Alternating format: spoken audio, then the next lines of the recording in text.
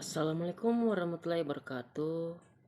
Perkenalkan, nama saya Amata Sari, pendamping sosial PKH Kabupaten Sulawesi Selatan, Kota Makassar, Kecamatan Talo, Kelurahan Kaluku Bedoa.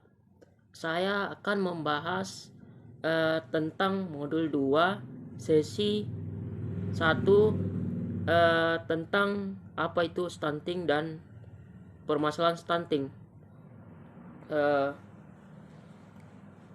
Pertama-tama, uh,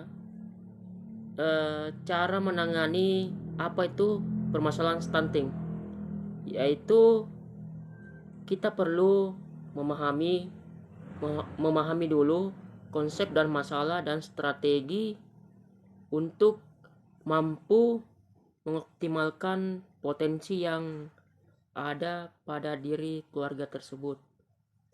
Jadi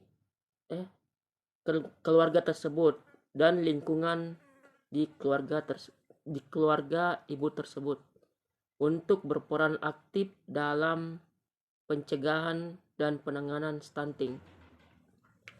Adapun arti dari stunting adalah kondisi di mana gagal tumbuh pada anak balita akibat kekurangan gizi kronis, terutama pada 1000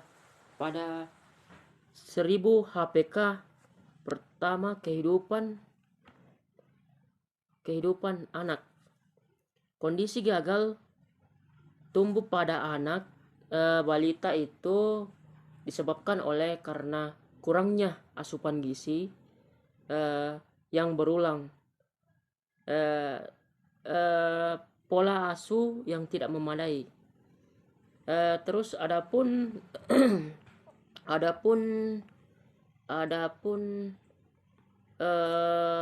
yang tergolong stunting yaitu apabila lebih pendek dari standar umur anak sebayanya, maka penyebab langsung masalah gizi pada anak tersebut rendahnya asupan gizi dan status kesehatannya agak rendah.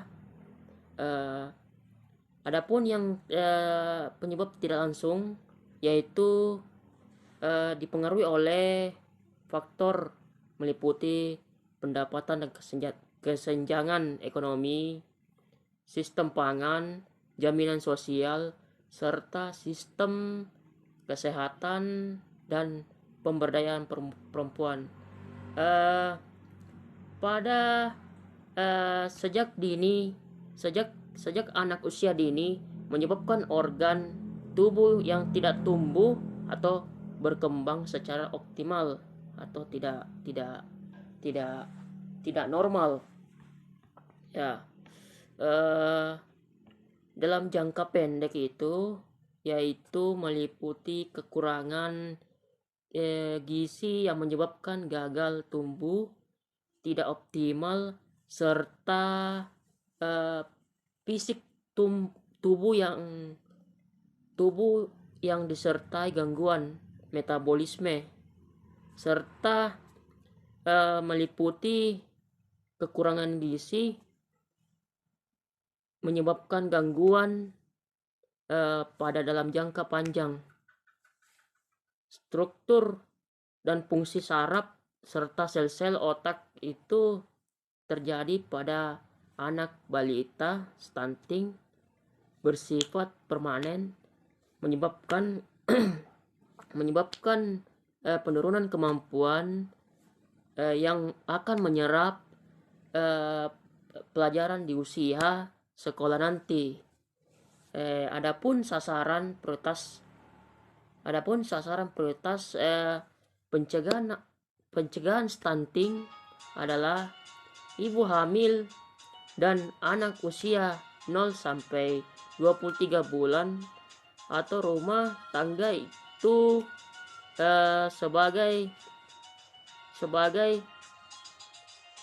sebagai masa yang paling kritis dalam tumbuh kembang anak. Adapun upaya pencegahan stunting dilakukan melalui dua intervensi, yaitu intervensi gizi spesifik meliputi kecukupan asupan gizi, makanan dan gizi, pemberian makanan secara teratur, perawatan dan pola asuh yang bagus, dan pengobatan infeksi dan penyakit secara teratur, serta intervensi sensitif meliputi peningkatan akses dan pangan bergizi, yaitu peningkatan kesadaran, komitmen, dan praktik pengasuhan dan gizi ibu dan anak. Terus peningkatan akses dan kualitas pelayanan gizi dan kesehatan,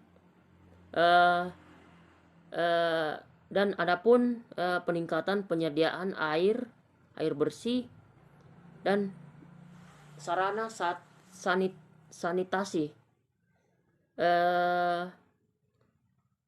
Dari hasil pengukuran serta publikasi angka stunting, diketahui status gizi anak itu sesuai umur. Terus memantau kemajuan pada tingkat individu anak tersebut. Terus mengembangkan program kegiatan yang sesuai untuk peningkatan kesadaran dan partisipasi keluarga dan anak tersebut.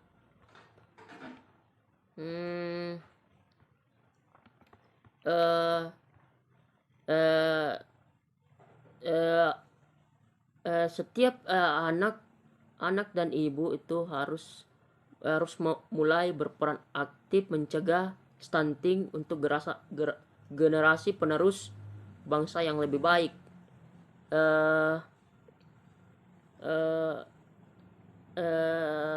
Peserta di rumah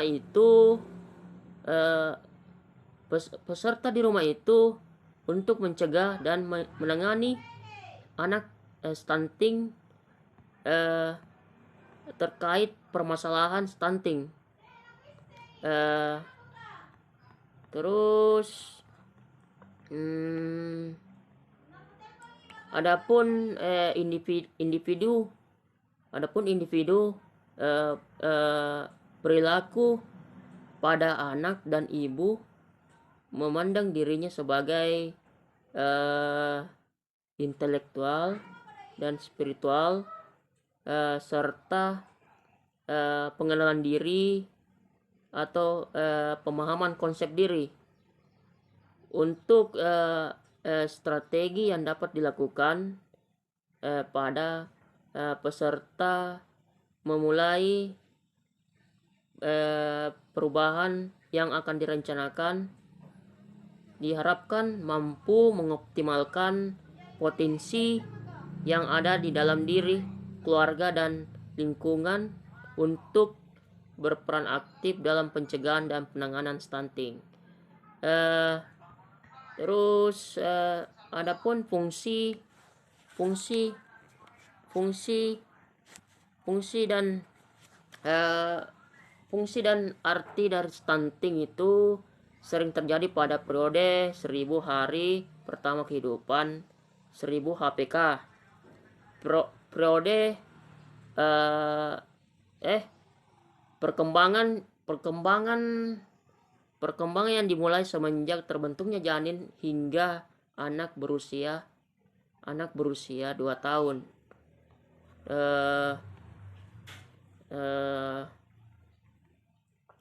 Penyebab stunting juga